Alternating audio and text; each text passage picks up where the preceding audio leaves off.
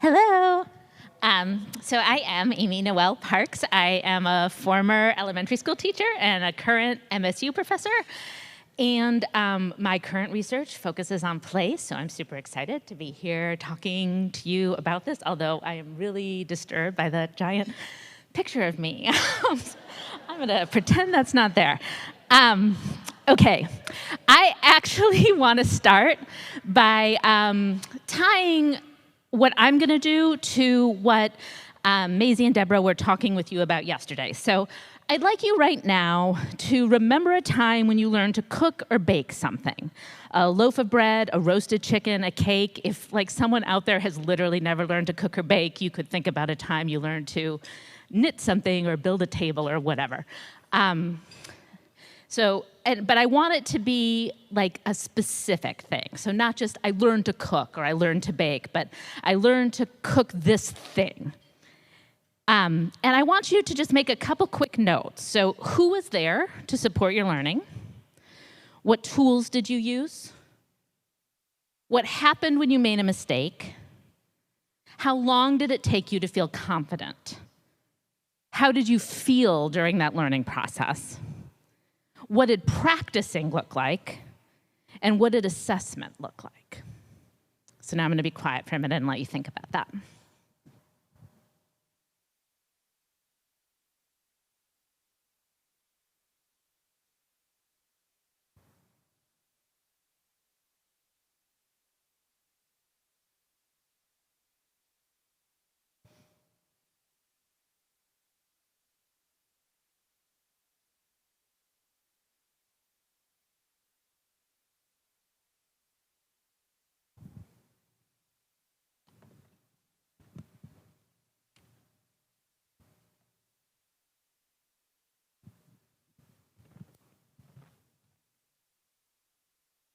Okay, and now what I'd like you to do is turn to someone at your table and share a little bit about that process. Go ahead.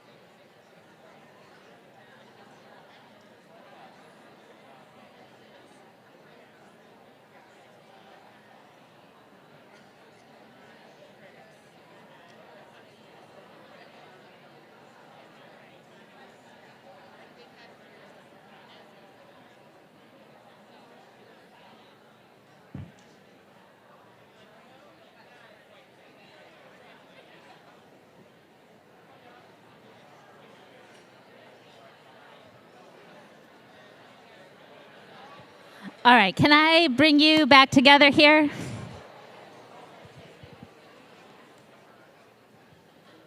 So, as we go forward, I want you to have that process of yours in your mind, and also now the processes of other people whose stories you heard, and to think about that through the lenses I'm going to put forward here. And what I want to do is build on, again, what MAISA and Deborah were doing yesterday. Believe it or not, I actually had this slide in my deck before I heard their talk. So I want us to think about what learning looks like. And as they said yesterday, there are really these two dominant ideas of learning out there. So the first one, the one they talked about is acquisition. I tend to think of it as brain in a jar. And so in this model, we're really thinking of learners as brains in jars. And our goal is to download the information into their heads as efficiently as possible, right? And then the other way to think about it is through participation. So social theories of learning where people are talking, where people are using tools, where an expert is guiding a novice, where practice is low stakes. So if you think about your cooking or baking example, Perhaps one of those resonates more than the other. And the other idea I want to put forward here is sort of building on the way they talked yesterday. So based on research and based on theory, I actually believe all learning happens through participation. Like, I don't think this other model works, the acquisition model. And so, like, people believe it does. So it's a question of, like, what do people believe?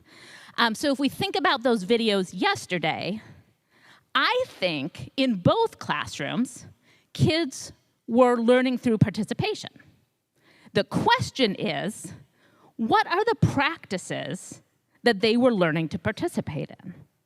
So if we think about that chanting video, the practices that the kids were learning to participate in are to repeat back the teacher's language that they had learned, to do a little dance and sing a little chant, and to sort of give the answers that are expected.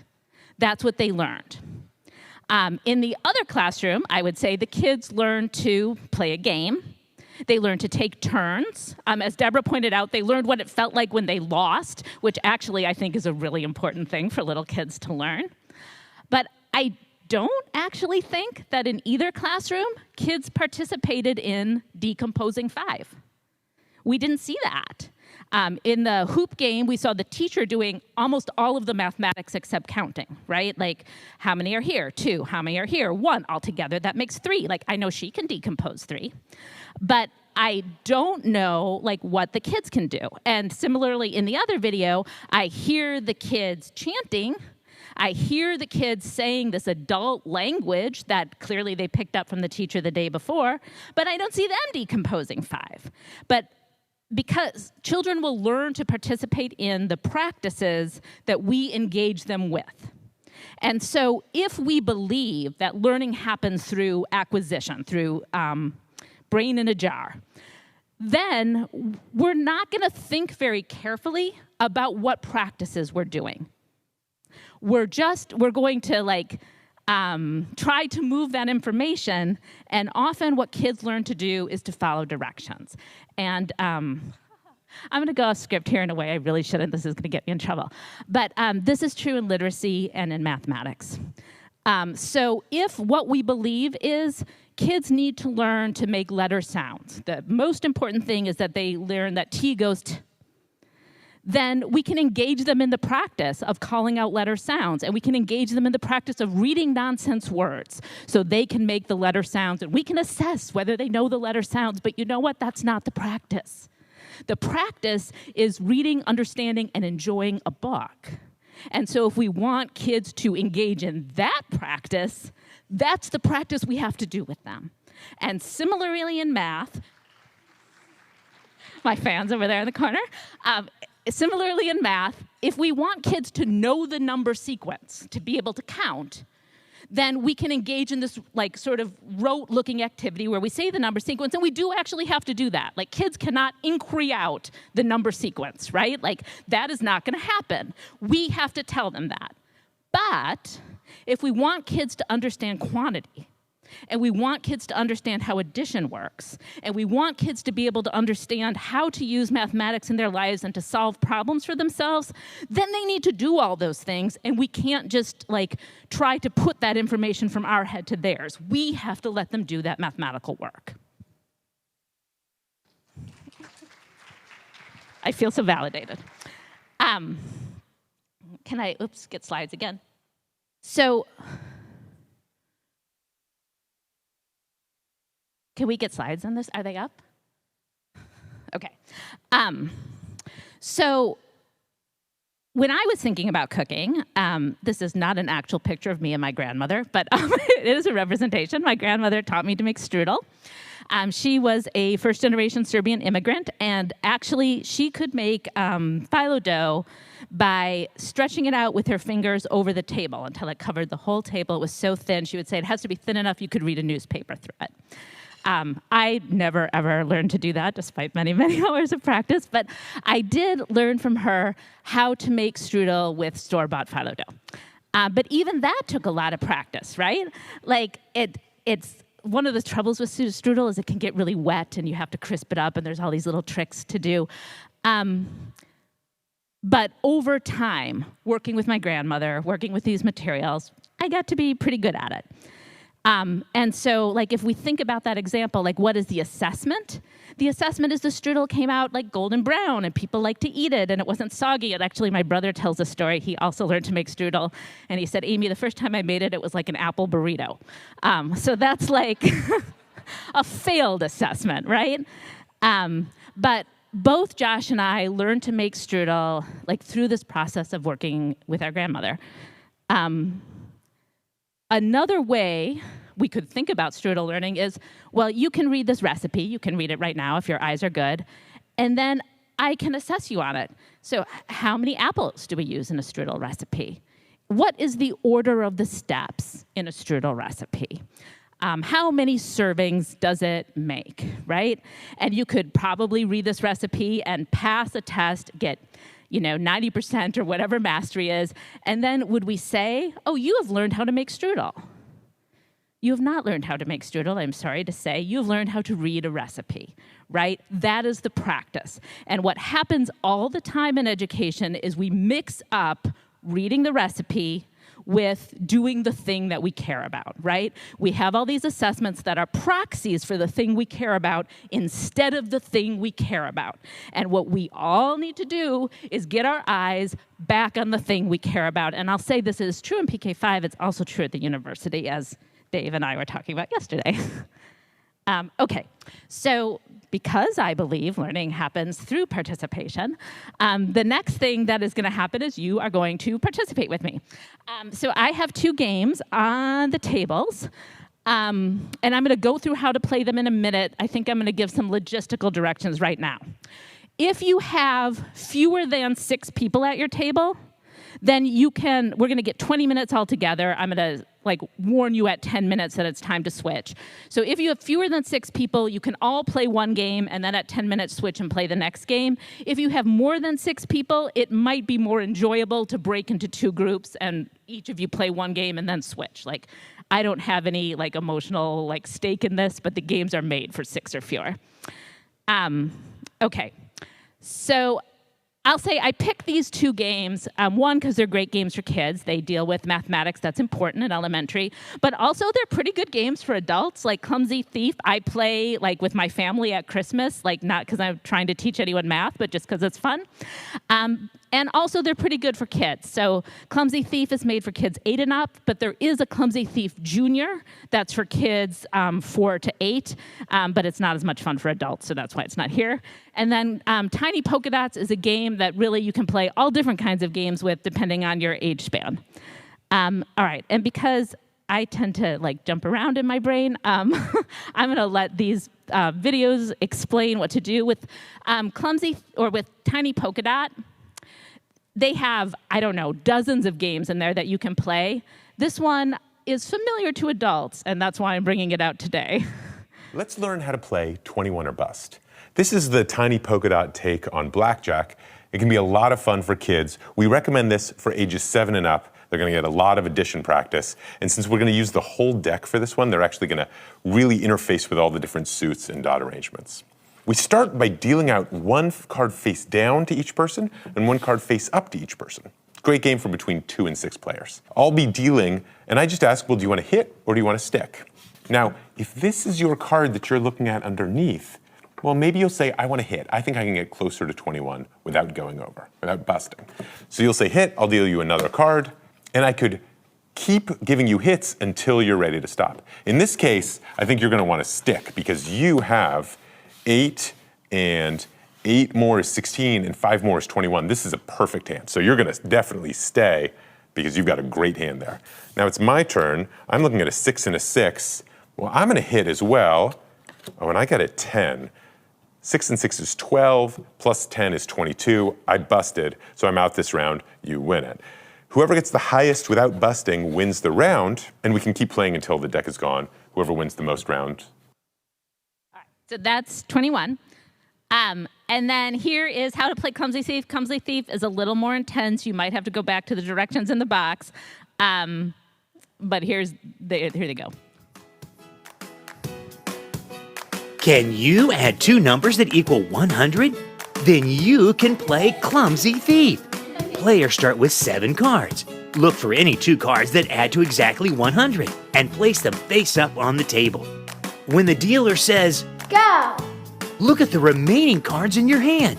If any money card equals $100 when added to the top of anyone's stack, place your card on top and slide the whole stack to your side of the table. Numbers are always changing, presenting new opportunities to get money. Hidden in the deck are thief and jail cards. A thief card can steal any stack. Jail cards stop thief cards. After the stealing is complete, all players take another card from the deck, and another round of stacking and stealing begin. The game ends when any player is out of cards. The player with the most money wins. Clumsy Thief by Melon Rind. Okay, and so the most important thing about Clumsy Thief is there is no turn taking. Everyone plays at the same time. All right. So it's 9:44. We're going to do this till 10:05. I'll stop you at 10 minutes to switch games. Go ahead.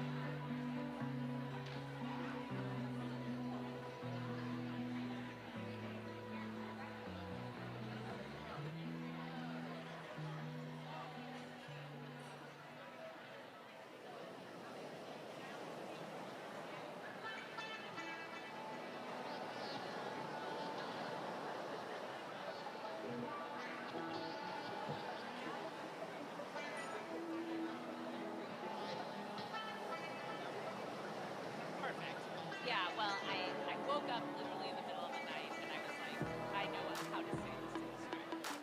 Yeah. But I couldn't have done it if you hadn't teed it up, right? It's like Deborah says, she keeps saying, this is not a one day endeavor, it's not a one day endeavor, right? I go.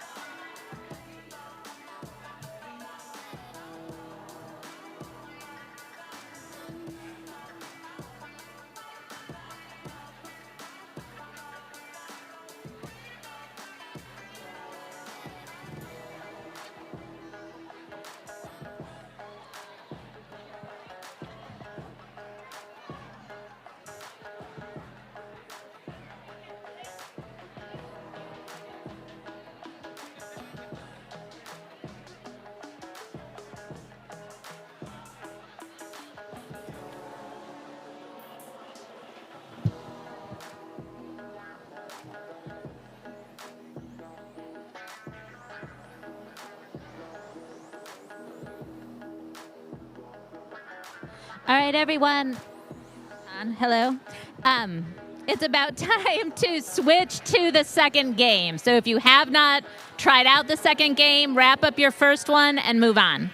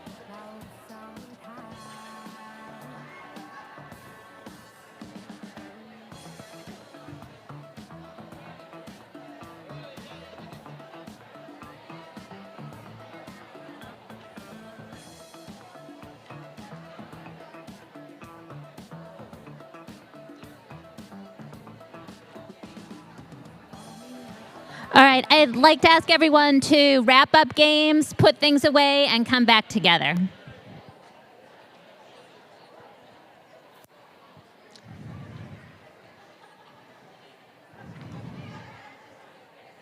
And can I get the slides back up?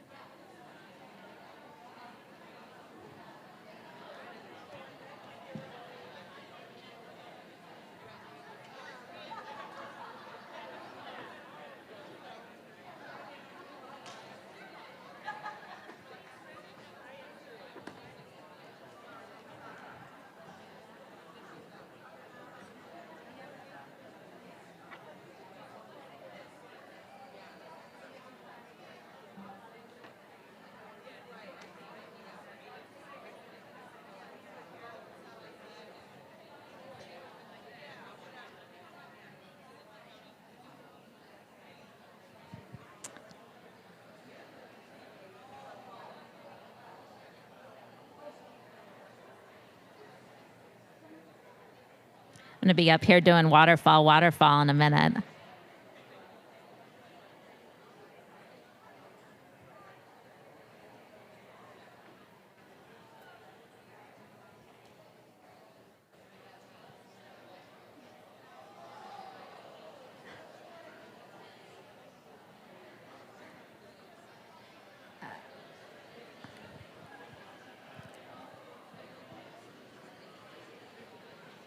You can see who the competitive tables were because they were all the ones standing up.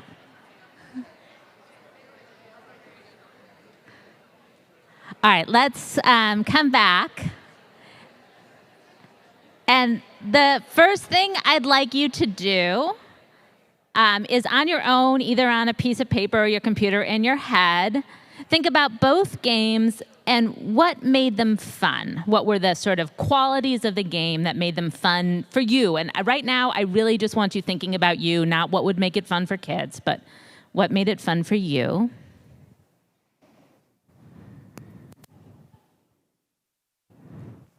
And then can I get someone to run around with a mic? Let's get a couple reasons why either one of these games was fun for the people at your table. Raise your hand if you're willing to share one.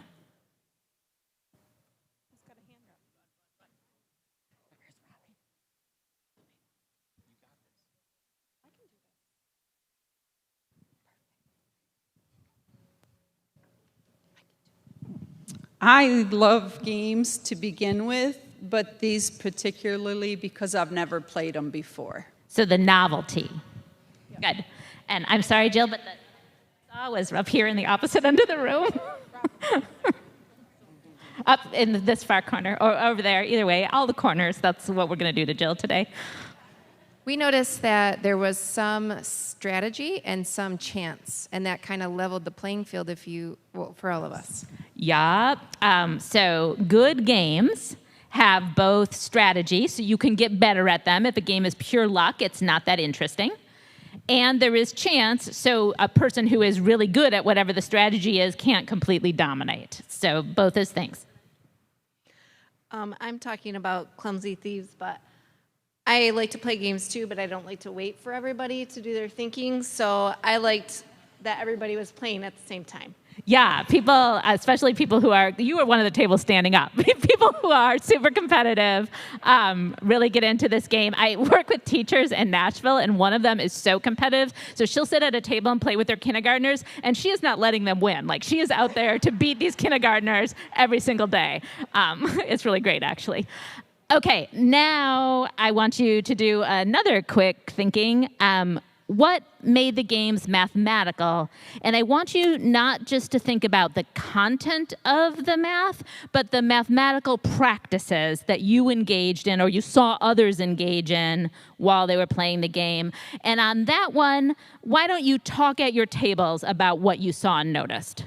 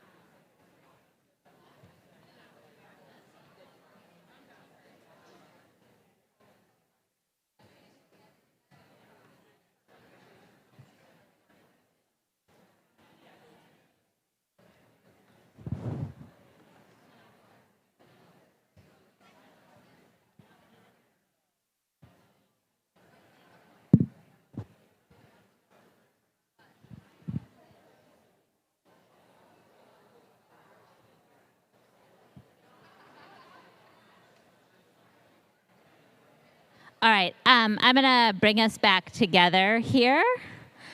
And instead of having people run around on this one, I'm just going to say some things I frequently hear people say when I ask them about the mathematics in these games. Of course, there is the content, right? You're doing all of this mental addition. Often, also, people are predicting what might come next, and you're thinking about like what cards I should hang on to, like in Clumsy Thief, and what cards I should get rid of, what cards might be more flexible. With the 21, you're doing a lot of predicting of like, is this gonna likely to get me over? Is it likely to get me under? Looking at the strategy of others, you're trying to, again, with Clumsy Thief, play both offensively and defensively. So you're thinking about what other numbers like other people might have and how you can mess up their lives for them. So all of that mathematical work is happening, right, as you play the game. So what I want to do now is connect that a little bit to our theories of learning.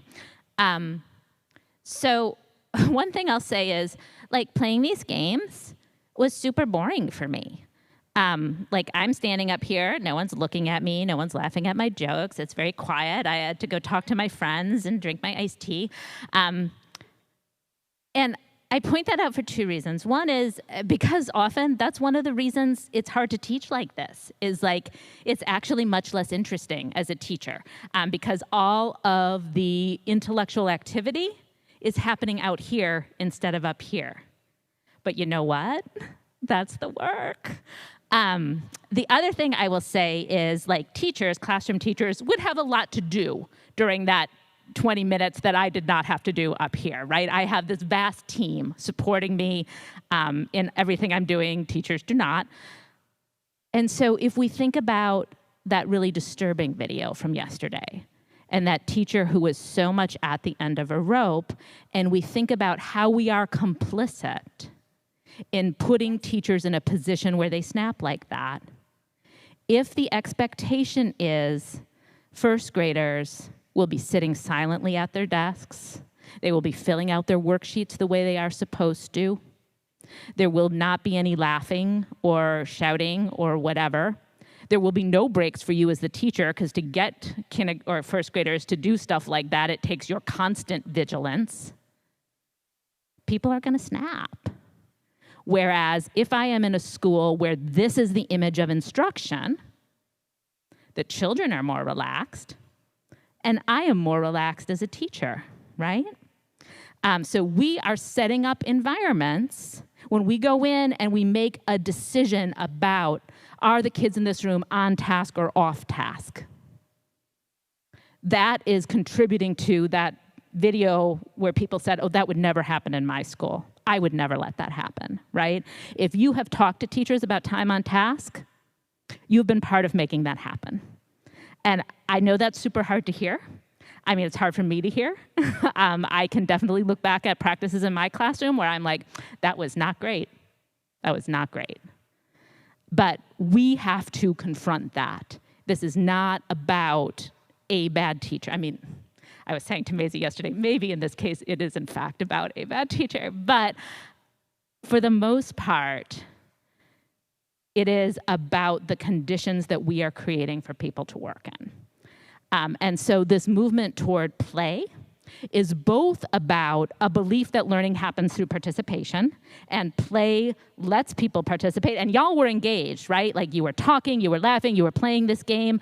Actually, this is a thing I noticed, and it's not a critique, but a couple people got up while you were playing games to like go get coffee or go to the restrooms. But as soon as I said, let's come back together, there was like a mass exodus, like for people getting coffee and going to the bathroom, which like totally fine. But my point is, people didn't want to leave while they were playing the game, right? So like, remember that. And again, it wasn't quiet in here. It wasn't quiet. So we have got to change what our image of like instruction needs to look like. Thank you. It's so nice talking to a friendly audience. Okay, so now we're gonna get to like what I was brought here to do, which is to really think about EIP 1. So you have somewhere on your table the essential practices, and I'm sure you've looked at this before, but I would just like you to take a couple minutes now and read through that EIP 1, especially in light of your experiences yesterday and today.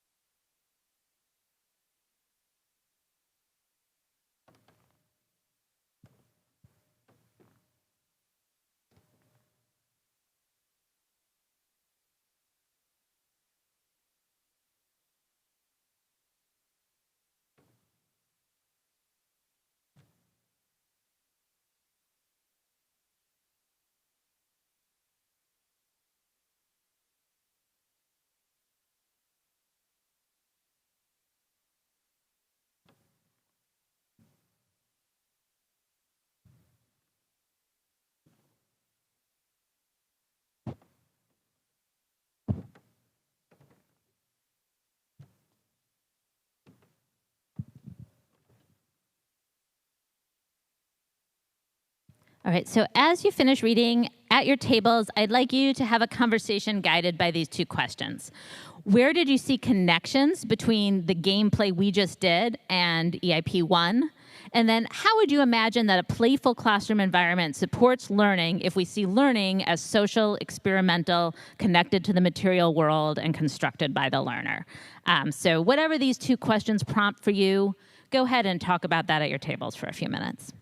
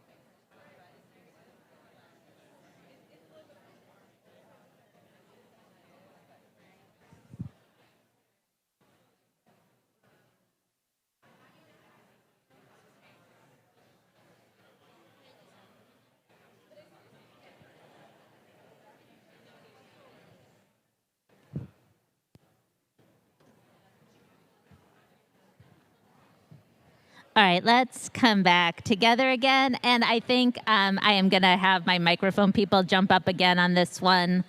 And I think I'm going to ask it really open-ended here. Like, let's get just a couple of people to share some connections or insights that you made in the conversation you just had. So don't worry about whether you're answering exactly one of these two questions I put up here, but just what is an insight that like you think is worth like just putting out there in the room of like, here's a connection or idea we had.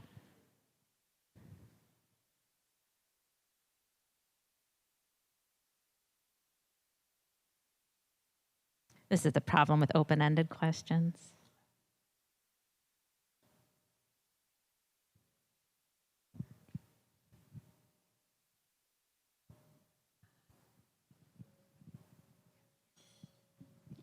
We were just talking at our table about the highlighting mathematical ideas in children's play, and we were having so much fun playing the game, but David said that it's important to relate it and have that context, that conversation afterwards about what they noticed and what they might have learned as they played the game. So even though they were having so much fun, it could be a really good conversation to have afterwards. 100%. So this connects to both what Maisie and Deborah were talking about yesterday with the danger of one metaphor, right? So that role of the teacher to assign mathematical language, to highlight important ideas, to make connections across tables is really important. And like it happened here, right? Like you didn't finish the game and I wasn't like, oh, well, that was gameplay, let's move on, right? I had you go back and think about what is playful, what is mathematical, because that reflective process is in fact really critical to learning. So it's not just the activity, it's the activity plus that reflection that happens afterwards. Go ahead. Yeah, we made a connection to 1H, which talks about the positioning of bodies as we were playing. You were mentioning we had standing tables. You did not make us sit crisscross applesauce. I did not. Yeah, and like this is something I think about a lot even in my pre-service classroom, right? Because I feel that panic just maybe not quite the same. My students are not quite so unpredictable, but in a very similar way to what I felt as an early childhood teacher, where, I've told the story before, I don't know if this to this group, but where I'll have a group of pre-service teachers and all of a sudden in the middle of a game, they start talking about The Bachelor, right? And I am tempted to be like, we're not doing that, let's get back on task, right? But that intervention shifts the energy in the room so hard toward a place I don't want to go, right? And what I have found is if it is a well-designed task, they almost always stop talking about The Bachelor and get back to the task. And if they don't, it's usually enough for me to just come stand there next to them, right? And then they wind up.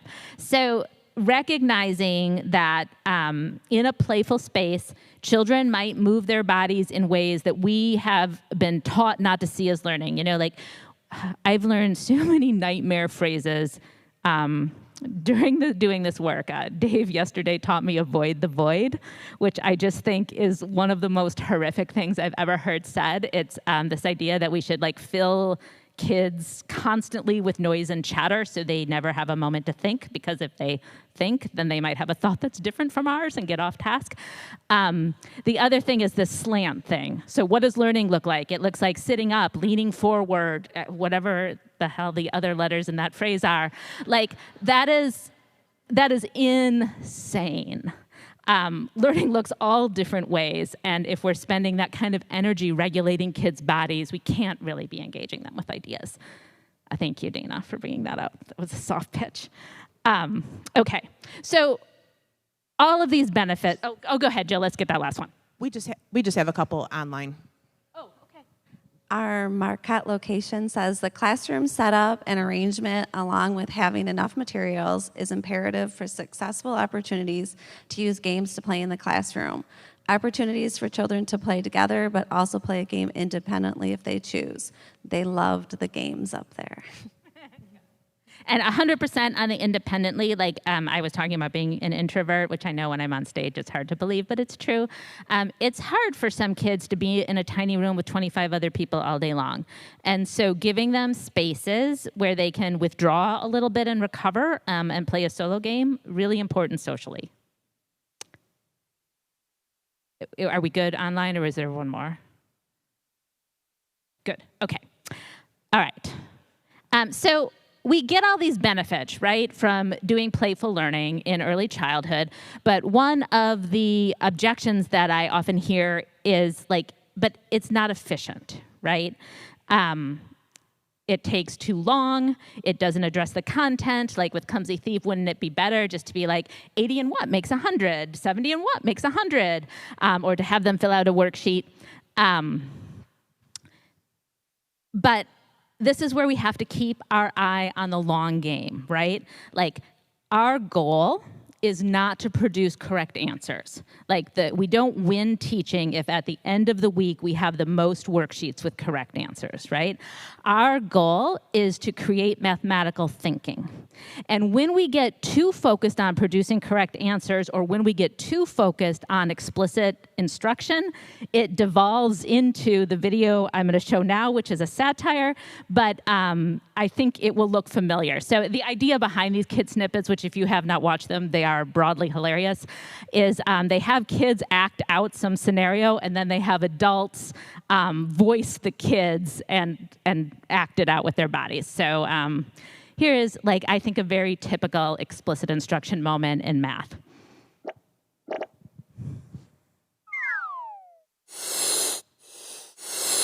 I think it's already starting.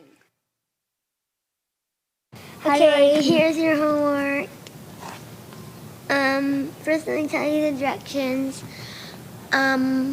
What's 4 take away 5? 1, 2, 3, 4, 5, 6. Take away. What's 6 take away 1? 1. No, you take away, so you take away 1 out of 6. How much does it equal?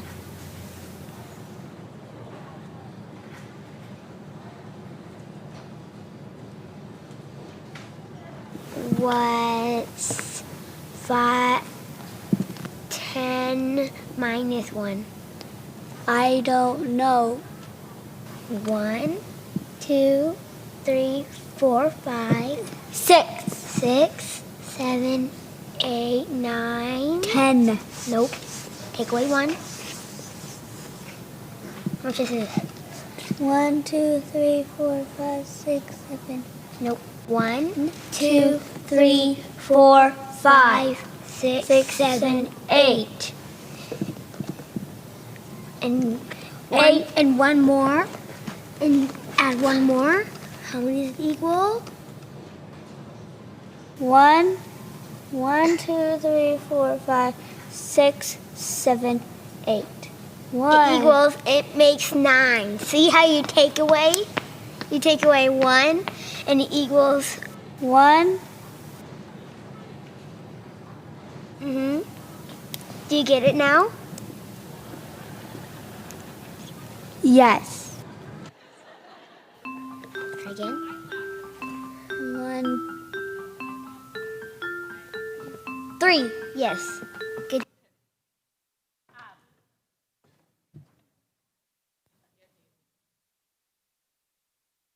Microphone, sorry. I don't normally teach with a microphone. I am not normally on so many TVs. Okay, I laugh every time.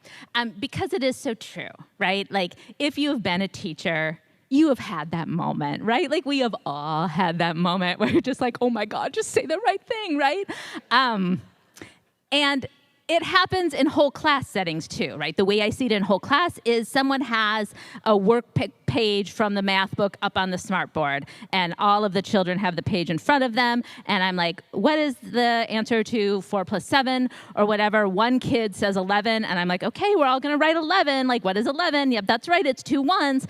And at the end of the lesson, I have a whole room of correct worksheets, but no one except like the 3 kids I've called on has done any math.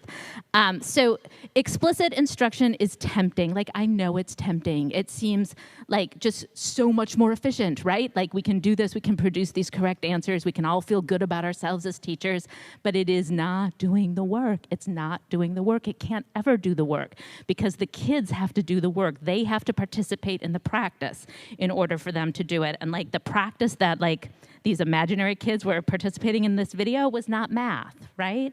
It wasn't math, it was following directions. And so much of what happens in classrooms is kids participate in the practice of following directions, and they don't participate in the practice of doing mathematics. And what play does is disrupt that, and it lets kids engage in the math. So when we come back, we are going to look a little more deeply at play, but right now we're going to take a break. Oh, and on our break, so it's like 10:30, we'll come back at 10:45, but you can all play one more game at your table. Everyone during the break can take a tiny polka dot card, put them face down in front of you. The person who has the highest card can take home Clumsy Thief. The person who has the lowest card can take home Tiny Polka Dots. And if you don't want it, give it to someone else at your table. I'll see you at 10:45.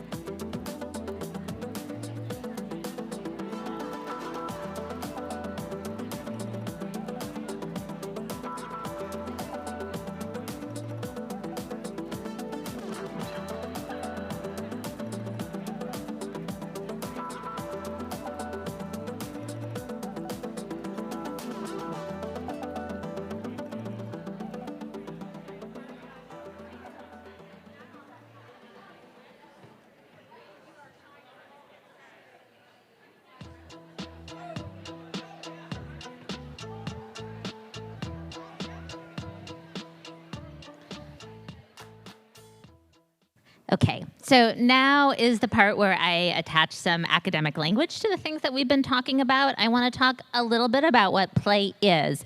And I sort of intentionally chose pictures of animals for this slide because play is studied by people, not by me, but by other people across mammal species.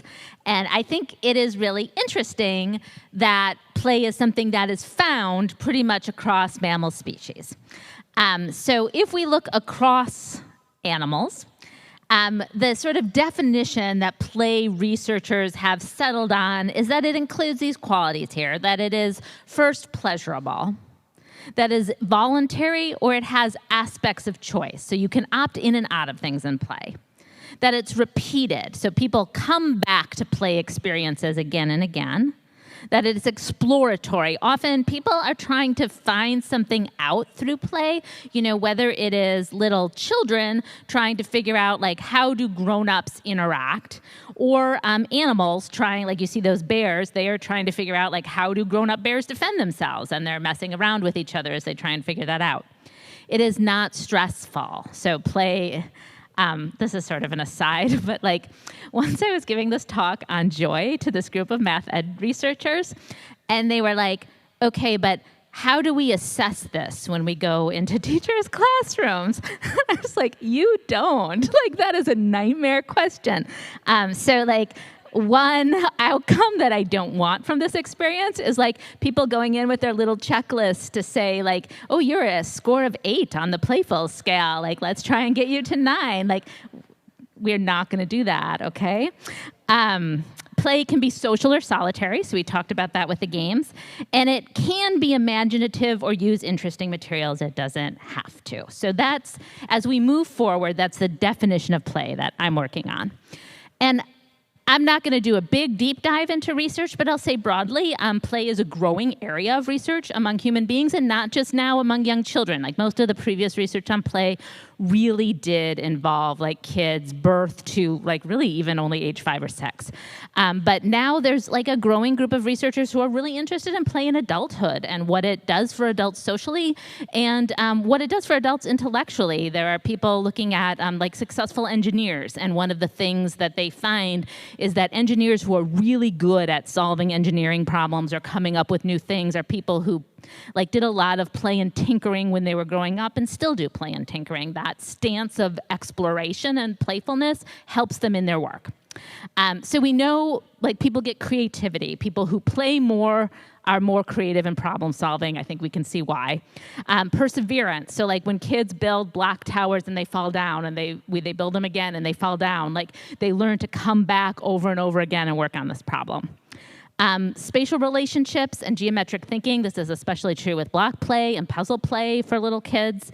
Number sense, like the games that we're playing. Linear board games help kids learn to count really early.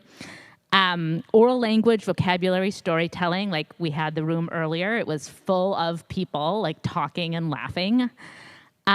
Abstract as if thinking, and I think this is one of the most interesting things. So when little kids play, they take objects and they use them in different ways. So like the classic example I always use is being in a pre-K classroom where kids were in the play kitchen, and one of them like picked up a banana and served it to another kid, and then the other kid picked up the banana and talked on the telephone, right? So acting as if the banana could be a phone or the banana could be food develops these like brain pathways that let kids later act as if other things. So act as if X is 5. Now act as if X is -10. That kind of thinking pays off later in terms of abstract mathematics. And then problem solving, memory, executive functioning, which is so big right now. And you can see how, like, I would guess even for some of you, managing your emotions during a game is like something that helps you practice executive functioning, right? Like we're constantly surprised that kids can't control their emotions or that they explode or whatever, but we give them no practice learning how to do those things, and play can be a really low stress way of helping kids develop those skills. Okay, so now I want to talk about kinds of play. And specifically with a focus on schooling, because that's why we're here.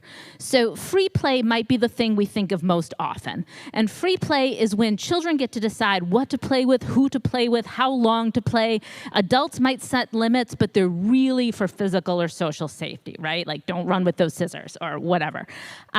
In schools, most often we see this at recess. In pre-K and kindergartens, we sometimes see it during the school day where, you might have rules that you can't throw toys or you can't run around the room, but mostly kids are getting to choose where they go and what to play with.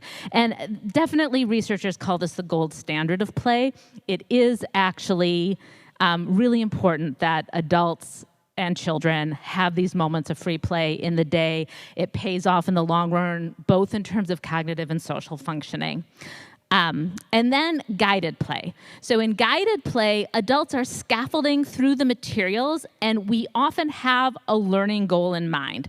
So I might say, like with these games, right? Like, I'm going to choose one of the games from the Tiny Polka Dots deck based on what I want the kids in my room to be working on, right? Like, so we're going to do compare, or we're going to do make a 10. And then we're going to play this game. So I'm setting some limits here, not just for safety, but because I want to make salient a particular kind of mathematics. So we see this often in centers in schools. And then the last one is playful lessons. And there are definitely researchers who would say that's not play. And I do hear where they're coming from. But I think for early childhood teachers, and like all the way up through 4th and 5th grade, I know we're focused there now, thinking about how can we introduce elements of play into our lessons is a productive thing to do for kids and teachers. I think it gives us learning benefits. I think it gives us social benefits. And, we do have these standards that we need to address. So we as adults do need to set mathematical agendas in our classrooms. So we're going to look at some examples of each of these. So this is an example of free play in pre-kindergarten. And as you're watching, you can think about where you're seeing math. Sorry.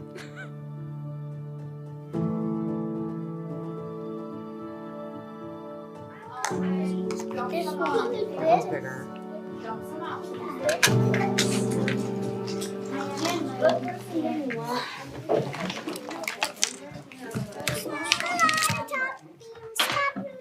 You got the toppings for the count? Thank you. I'm gonna use it. Okay.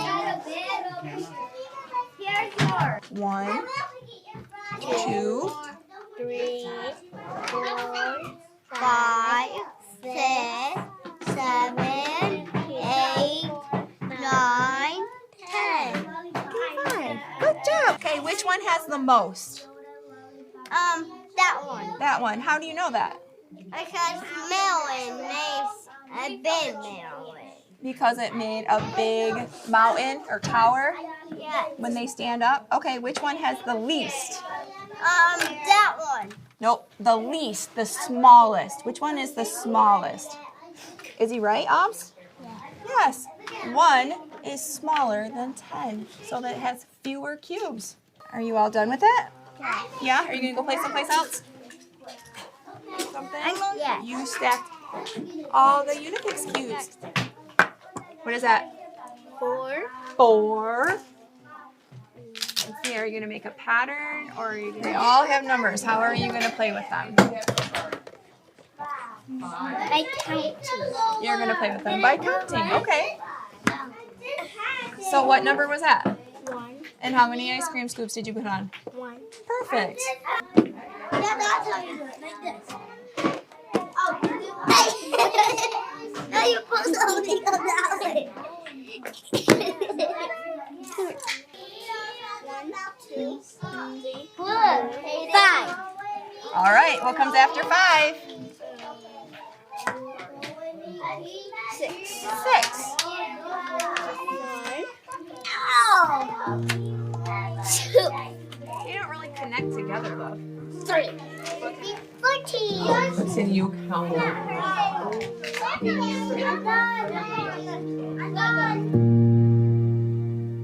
Okay, so I would say in that video you see examples of both free play and guided play. So where the teacher is working with the child that's a more guided play situation, but you see the free play in the room around them. The next video I want to show is a third grade classroom. And I think this is important because like often teachers will say, well, play stops somewhere, right? Like in some schools it's pre-K, in some schools it's K. It's almost never lasts all the way through grade 1. But play is important all the way through the lifespan. So I want to show an example of what this looked like. And in this classroom, this teacher did what she called STEM Fridays. So she had STEM toys, and she put them out for some period of time on Fridays, and the kids played with them. And like lots of times people will say, well, we don't have time for this. And one thing that I always say is, how many Disney movies have the kids seen this year? Like if we have time to show a movie, we have time to engage in these playful materials, right? So until those are gone, I'm not going to take the we don't have time excuse. Oops, so I need to go to the next one. Okay.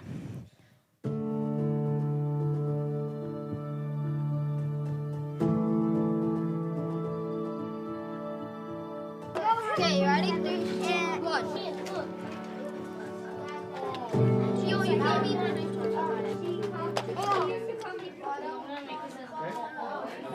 What to do with that?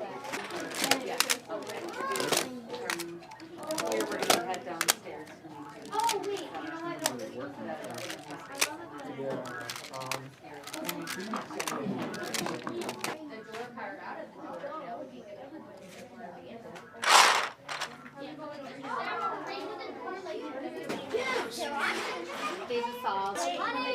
And this is just like a gas station car. There you go. Keep going. What's next? No, keep tipping over.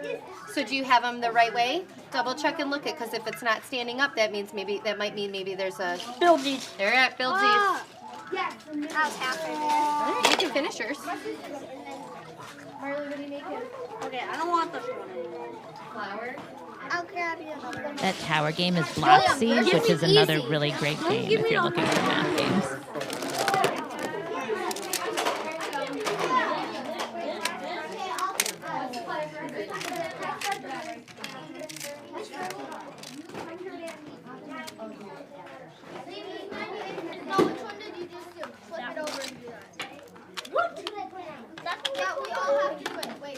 I'm just gonna build like this massive tower, bro. No. Yeah. Like the window part of the door? Imagine being on an island you just bought randomly, and then you just see that. Yeah, just sail to an island, and then you just see a random building. Wait. Right, so you see a lot of the aspects of play we've been talking about here, right? Like children making choices about what to do, who to do it with, children working in groups, children working on their own, lots of interesting materials. Raise your hand if you're like using soft starts in your district. Do we have, or in your districts, I guess, in this environment? So not very many people. So look this up when you go back. Soft starts is this really beautiful movement to move away from morning work when kids come in the door and instead to do a soft start, usually in a play-based way. And so where I've seen teachers doing this is they usually have sort of table play kinds of things. It's usually not as much on the floor, although it could be. So kids might have a little basket of Legos, they might have clay, they might have a little game, they might have puzzles.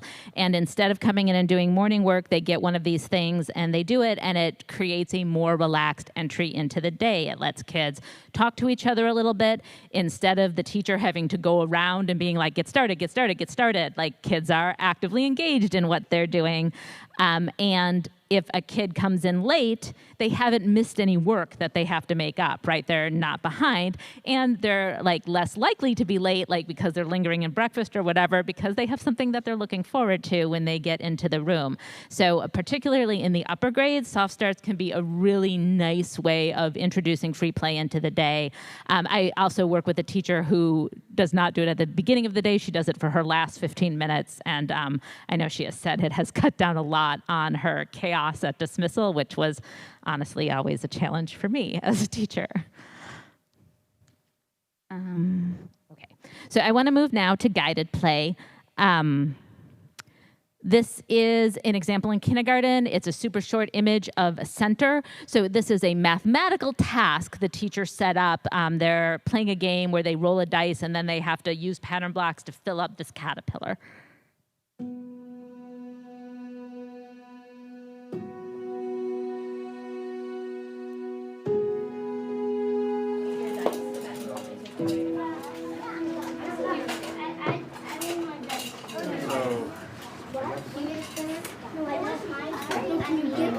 Mia, what's that shape? 2, 3. Okay, that's what I really needed, and I just won.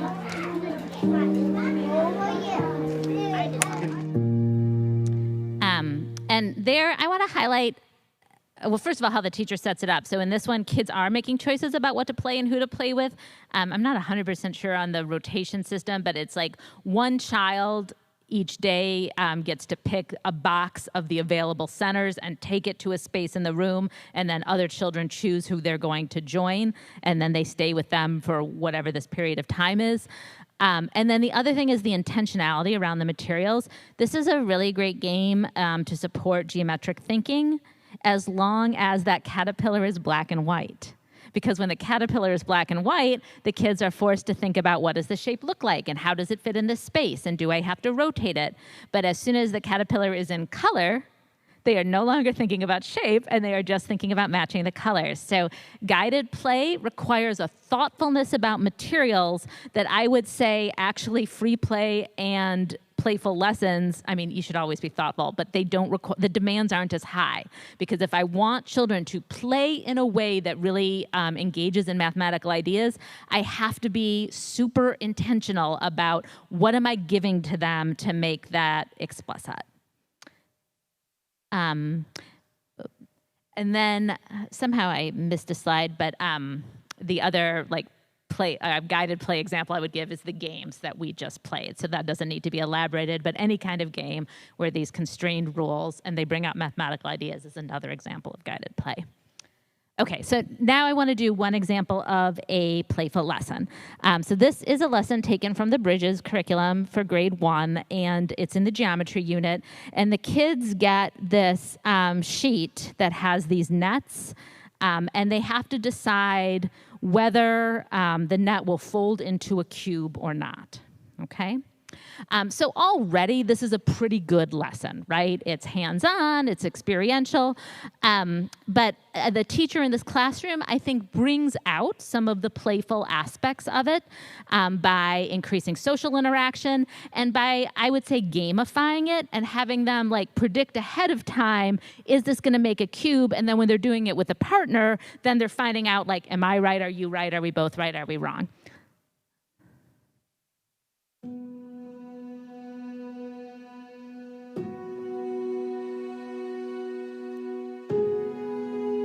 We're going to use square polydrons and we're going to lay them out in something called a net. And then we're going to see if we can fold up those sides to make a cube. Do you think I can fold up these sides and make a cube?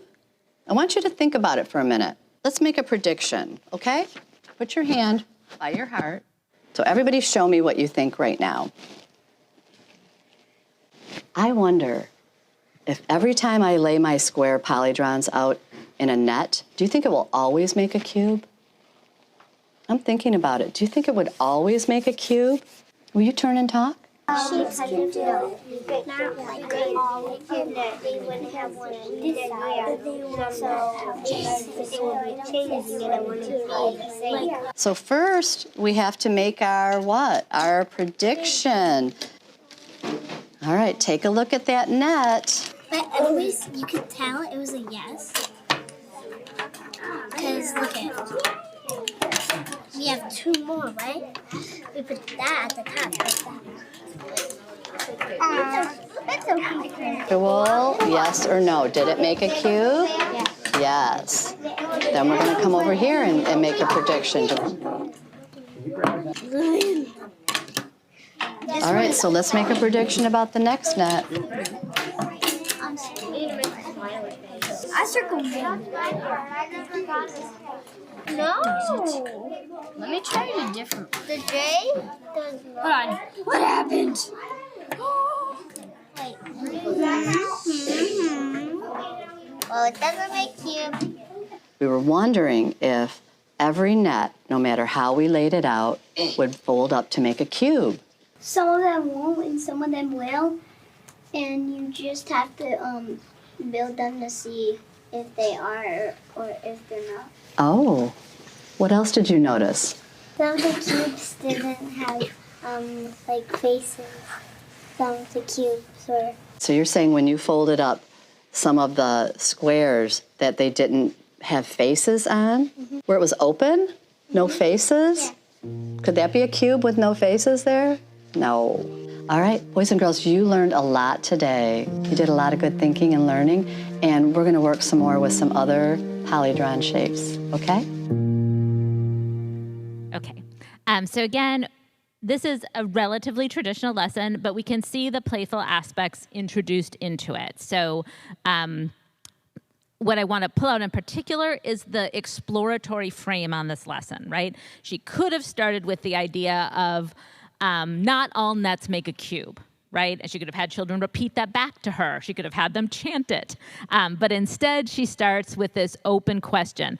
And again, like thinking about ways we are complicit, often teachers are pushed to do that, right? Say at the beginning of the lesson what the children are going to learn. What is our learning target? We're going to learn all nets don't make cubes. Like, you have completely undercut every kind of thinking that is going to happen in this lesson. Like, teachers should know the standards that they're working on. Children don't need to know the standards that they're working on. It's not their job. Children need to learn, like, how to make cubes, how to make 3D shapes out of 2D shapes. And anyone who has ever spent like any time trying to get 4- and 5-year-olds to like say the frigging standard, like, you know that's a waste of your time and theirs. Okay, so what I'd like to do now is give you some minutes, we'll see how long I can stand it, to talk at your table about how you might support teachers in engaging in free play, guided play, playful lessons in your context. Go ahead.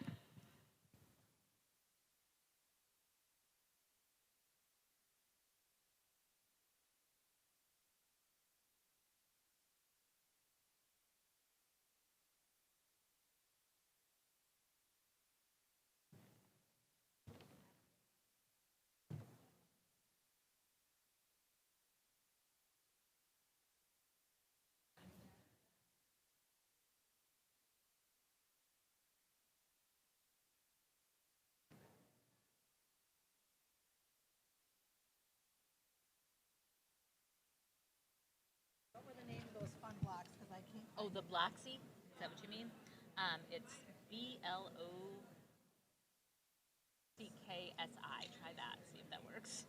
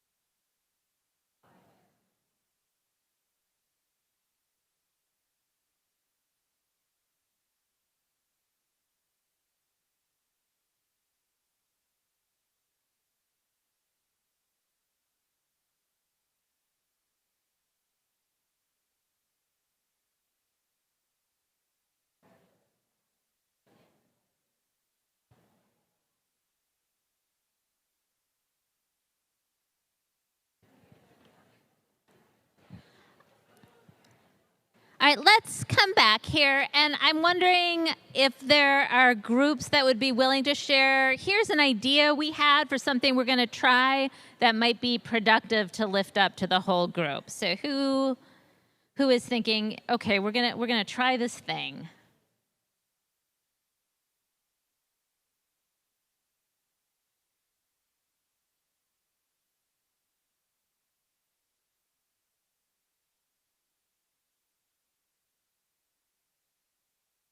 I'm gonna be sad.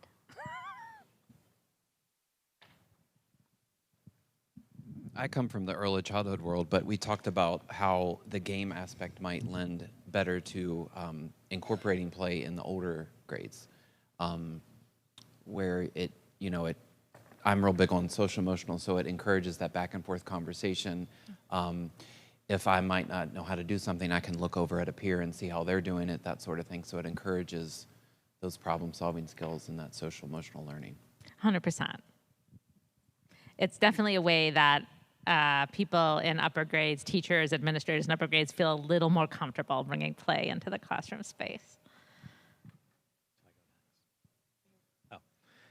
We were talking about the fact that if this is what we want to see in classrooms, we should really be modeling this with teachers, administrators, and others, just so they have a frame of reference for what this feels like, what this looks like, and how this could go. Yeah, that's a great point. And I'm glad you brought it up because I mostly work with teachers. I am not used to working with people like you all. So sometimes I forget that that's your role. But one thing I do when I work with my pre-service teachers is after we play, I have them get in touch with how their bodies feel. So they can feel that like sense of relaxation and sense of pleasure. And so having teachers have that feeling of how play feels in their bodies, I do think is really important to getting people on board with doing this. And like, I guess the piece of advice I would give is to be really thoughtful and try to choose play things that are pleasurable for adults, right? Because pre-K teachers are not 4-year-olds. They do not want to do the same games that 4-year-olds do. So we have to think like, what is a game that sort of teachers could imagine modifying for their little kids, but that they would find playful themselves? Great. Was there someone else or is that? No? Okay. So let's see. When I was asked to do this, one of the things that Restitution Sonia asked me to do was to focus on play, but to think about how does it connect to the other essentials? Because this document isn't intended to be, well, on Monday we do Essential 1, and then on Tuesday we do Essential 2, right? Like, these essentials support each other. And I mean, unlike literacy, it's not every one every day or whatever that saying is, but we imagine them informing instruction broadly. So I want to think about how Essentials 1, 3, and 5 work together. I don't want to give you like a ton of time to like read all of the like little letters underneath, but go ahead and like refamiliarize yourself with Essentials 3 and 5. 3 is the one focused on participation.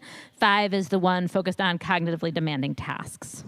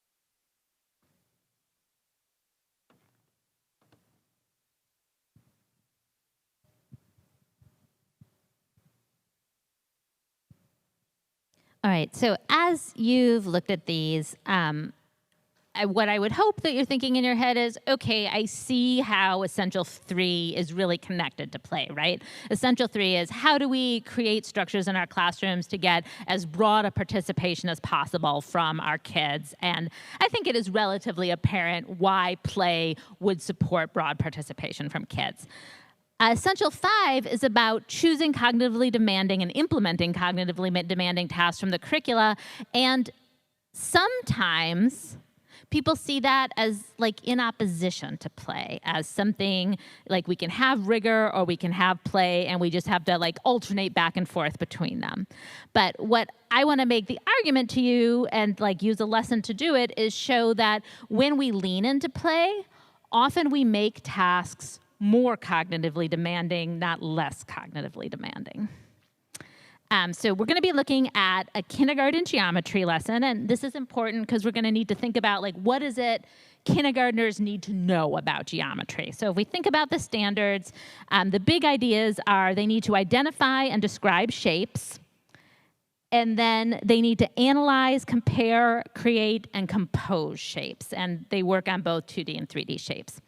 One idea that is really important for young kids to grasp and more challenging than you might think is that the thing that makes a shape is its number of sides and corners. So it is the features of the shape that define the shape and not what it looks like. And like the way we know this is hard for kids is if they see a triangle where the point is pointing down, lots of kids will say that's not a triangle because it doesn't look like a triangle, right? They're used to identifying shapes based on how they look and not on the features of the shape. And so the job of kindergarten and first grade teachers is to get kids to focus on those features of the shape. So that becomes the way they're thinking about them.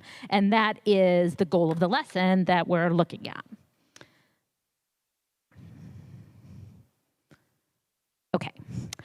So this lesson is from a curriculum called Achievement First, and I'll just say, this is a open source, free curriculum available online, and it is worth every penny you pay for it. So the lesson, this is the little cutout of the lesson, and the reason I pick it out, again, is not because it's good, but because this is the curriculum the teachers I work with use. So like many curricula, even good curricula, they give us a little script to follow as teachers. So let's review the 2D shapes we learned yesterday. What do you notice about this shape, and what does it tell you? Students, I notice it has 3 sides and corners. It's a triangle. What do you notice about this shape, and what does it tell you? It's a square because it has 4 sides that are the same and 4 corners. It shows a rectangle. What shape is this? How do you know? It's a rectangle because it has 4 sides, 2 long and 2 short corners, or 2 short sides and 4 corners. So I will say a couple things about this. Like, I'm not convinced that people who write curricula have ever been in a classroom with actual students. Nothing that I read ever actually is like, oh yes, that's how it goes. Second is, if this is what your children are saying, like you don't need to teach this lesson, you're done. Like they have this. But this is where we get into like that like silly video, right? Like if I think I have to make students say this, then I'm going to be going through a lot of things to try and get them to say these right things out loud. So I would say this is a model of explicit instruction where we are just going to tell the children that squares have 4 corners and 4 sides that are all the same size. And now they're going to know that because we have taken the information out of our head and we have put it into their head, and now we can go forward as opposed to a participatory model. So here's where it gets tricky. So this lesson actually does have kids working with geoboards. So it has kids using tools, just like that hoop lesson where they were throwing the beanbags the other day. But look at how the lesson is structured. So there's some directions about, don't shoot the rubber bands, use the geoboard appropriately. And then the teacher is supposed to pick a shape. We need to make this shape. What is it called again? I don't know. Let's just say it's a pentagon on our geoboard. How can we build a pentagon? What do we need to make sure of?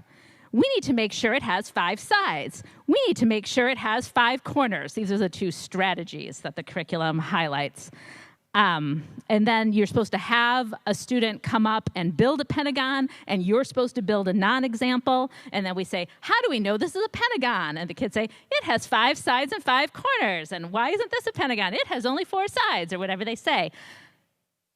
This model should look familiar to you because it is an I do, we do, you do model, right? I'm going to show you how to build a shape. Now we're going to build the shape together. Now you're going to build it exactly like me. So this is where we go back to participation. What are the children participating in this model?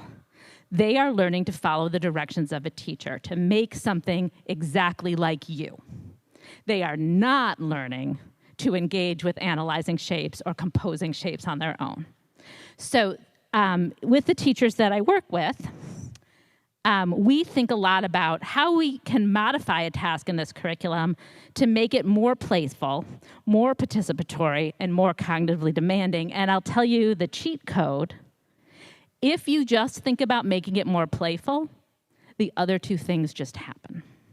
So right now, before we watch what the teacher who did this lesson did, I'd like you to talk at your tables. How would you modify this lesson to make it more playful?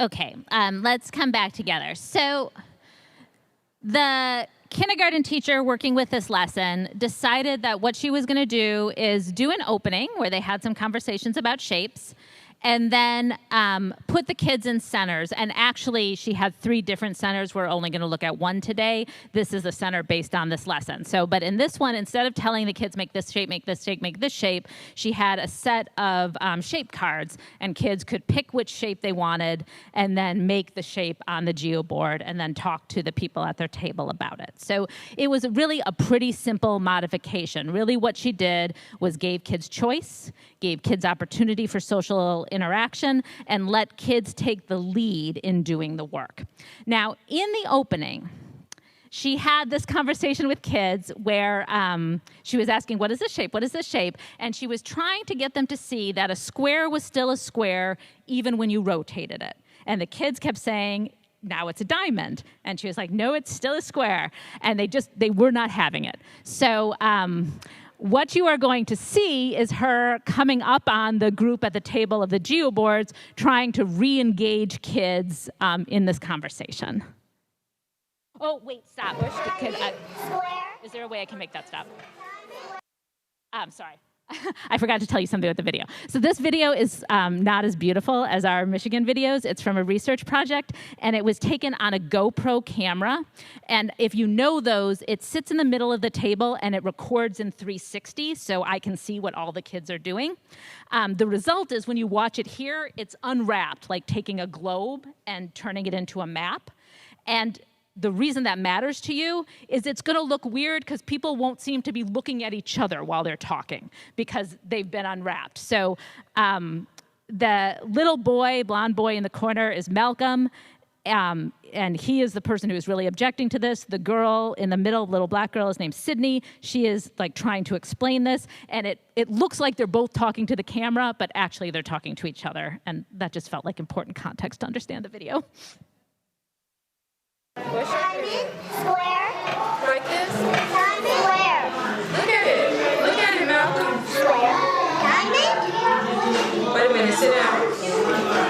Malcolm, what is it this way? Diamond, square. This way? Square. Square? So what is it this way? Diamond. How does it change from a square to a diamond? It's still the same shape. Okay, so let me ask you this. That is a diamond. What is this? A rectangle. But no, what is it? What's the name of this thing? Eraser. An eraser. What if I turn it to the side? What is it? It's still eraser. It's still an eraser. Okay, so what is this? A square. A square. So if I turn it to the side, it's what? A square. Malcolm doesn't believe me.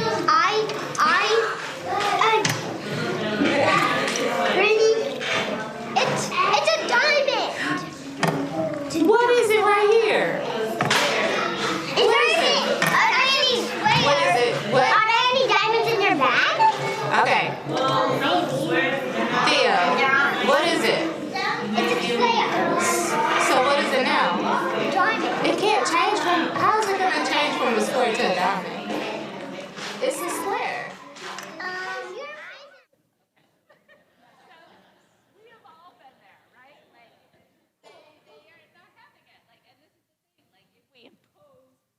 These like right, wrong punishments. I can get them to say it, but they still don't believe it. I'm sorry, I'm so bad at that.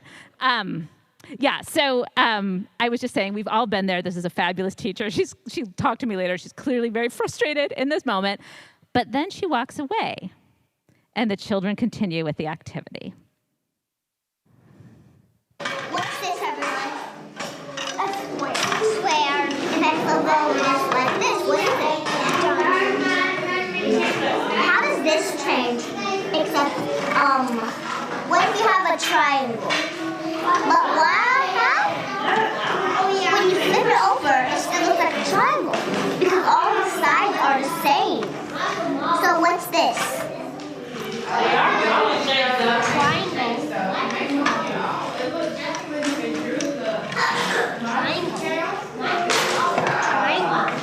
Then how does this one change? Because of little bit. So I'm saying one's like this. They're both the same thing.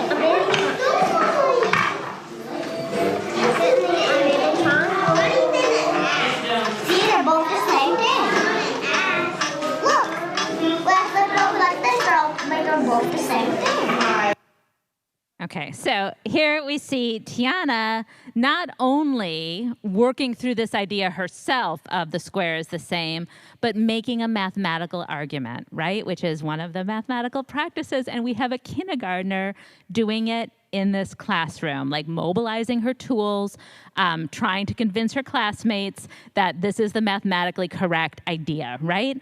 That opportunity never would have happened in the original lesson, right? The kids would not have been given the space to do that. And so this is what I'm pointing to when I say, when we make it more playful, we also make it more cognitively demanding. I want to, is this, I don't know where we are. Yeah, this is, oh, sorry. This is the next moment. Yeah, this is like a rectangle. I got the diamond. Oh, you did it on the back side. Did you know when it's sideways, like diagonal? It's a diamond. See the difference? Do you see the difference? Oh, yeah.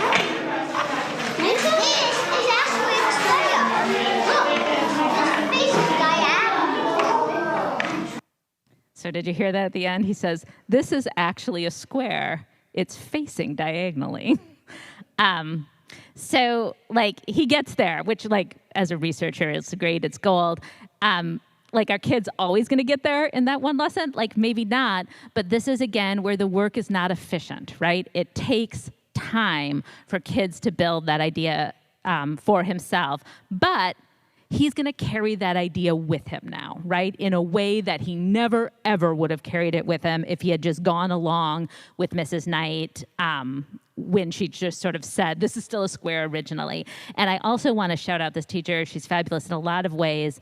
But just the fact that he felt like he could talk back to her about it and insist that it was a diamond is a mark of the kind of classroom she's running, right?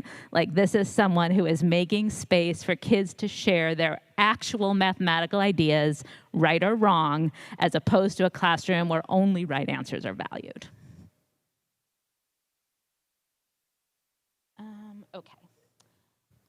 So I'm going to go through this a little more quickly, thinking about connecting Essentials 1 and Essentials 7. I have to look down here to even see what it is. Oh, okay.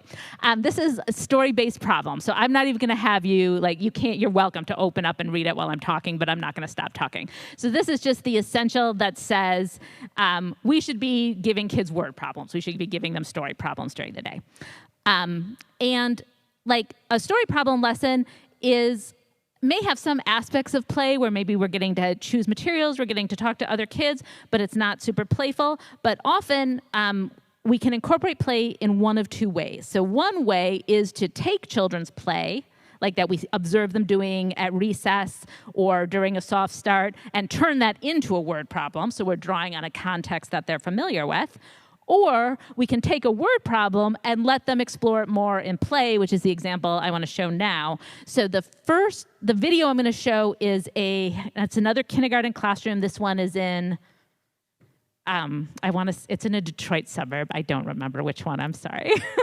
But the teacher is giving the kids a problem about birds on a wire, and it is a composing, decomposing 10 problem. And so, like, one thing you might think about, which I didn't think about until right now, is like the contrast between the mathematics the kids are doing in this video and the mathematics the kids were doing in the two videos we saw yesterday.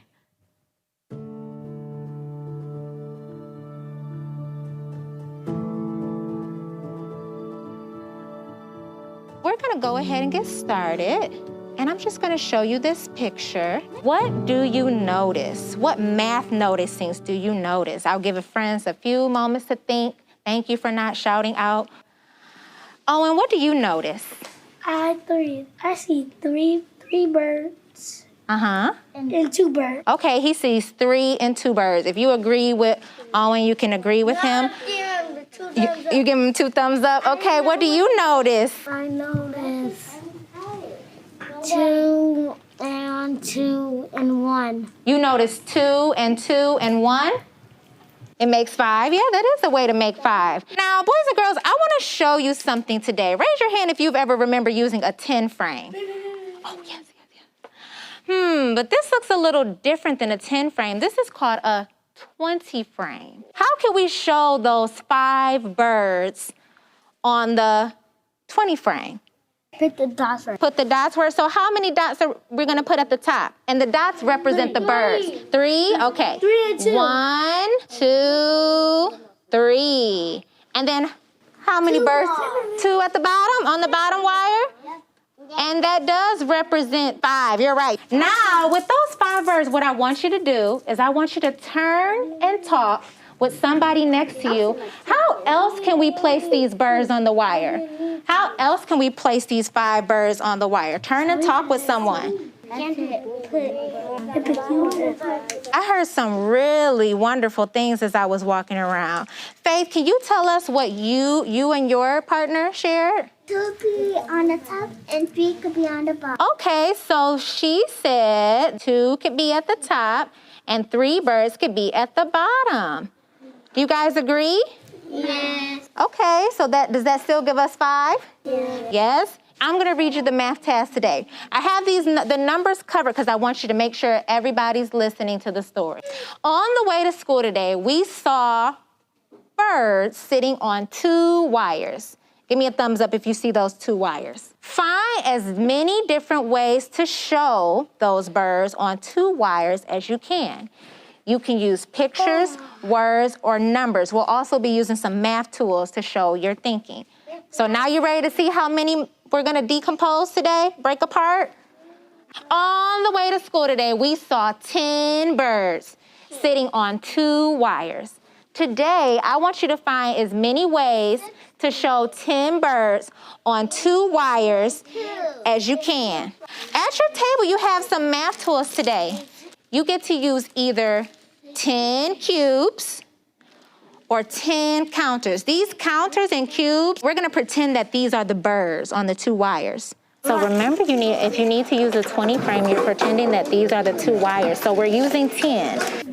1, 2, 3, 1, 2, 3, 4, 5, 6, 7, 8, 9, 10. That's more. That's good. I made 9 birds equals 1 bird equals 10 birds.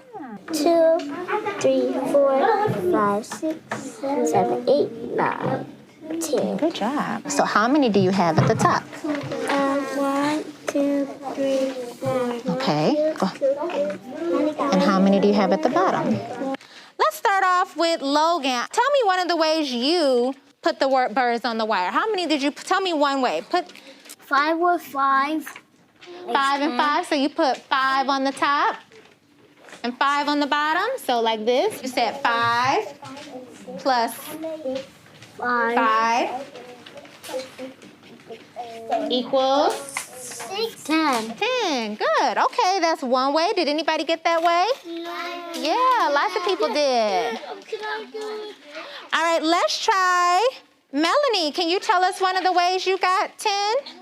So you did 7 at the top and 3 birds on the bottom? So she said 7 plus 3 equals 10. Good job. We did the many different ways to make 10. That's what we did today. Many different ways to make 10. Okay. So that is, I think, really a model lesson for Essential 7. Like, that is a beautiful story problem lesson in kindergarten. It's a context that kids understand. It's mathematics that is challenging for them. They're given the tools they need to do it. They get to socially engage. Like, if I say, what is the practice they are participating in? They are participating in the practice of decomposing 10. Lovely. And making sense of a story problem. But it is not, like, super playful. So I showed this video to the teachers that I work with in Tennessee, and they did the task. But then afterwards, as we were talking about how do we make things more playful, can I get the slide up? They made a center out of it for their math time. So they cut these birds out and they put 2 literally on a wire, and then kids could go over there and find all the ways to arrange those birds on the wire.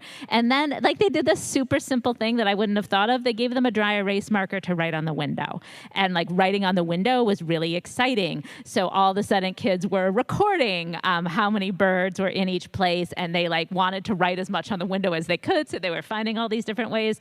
And it was just a really great way of taking this, like, beautiful but traditional mathematical task and turning it into a space where kids could explore. Okay. This is a part we are not going to do. So what I want to do is give kids the last word. So this is a video of 4th graders in Lansing. I had a graduate student, and his research was also on play, and he was looking at games. Including Clumsy Thief, that was one of the ones in the study. And he got a teacher to agree to let him come in 3 times a week for a half an hour and just let kids play math games. And then at the end, he did these interviews with kids. So sometimes he sat down with them and he asked them to talk about their experiences doing this. And he also did this, I thought, really brilliant, innovative thing where he made a fake television and just put a camera on it.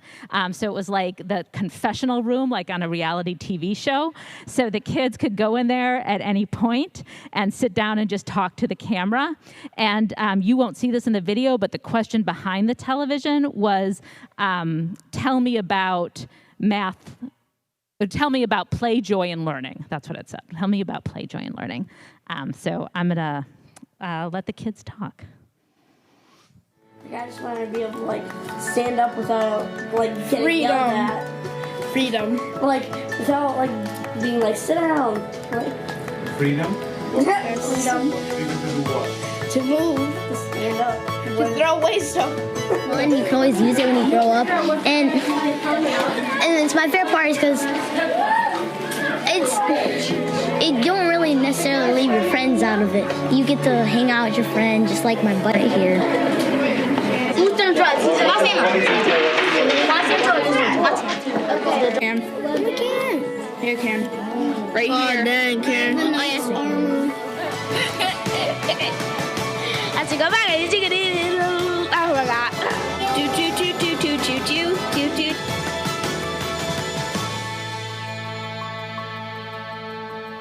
You cannot move that piece. Why do you need that piece?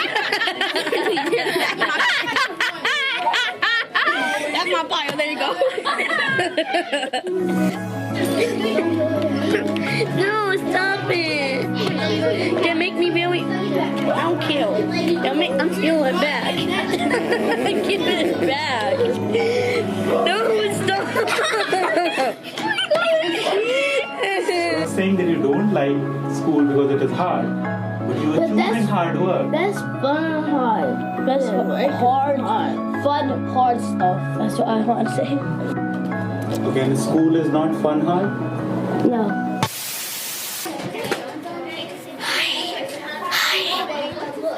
I don't know what I'm doing. I have no idea at all what I'm doing. Ow.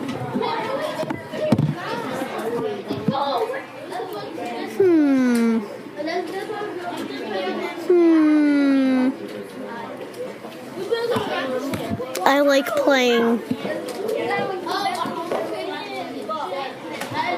Learning sometimes sucks. Learning a lot of the time sucks. School sucks.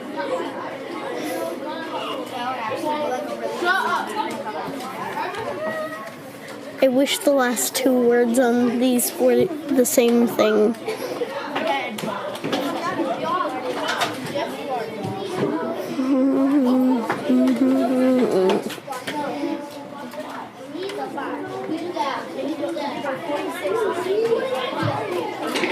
I wish joy in playing was part of learning. Like this. Clumsy thief. And all the other days.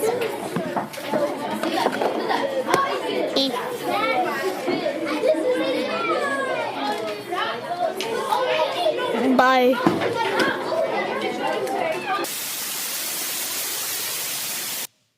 I wish joy and playing were part of learning. Thank you.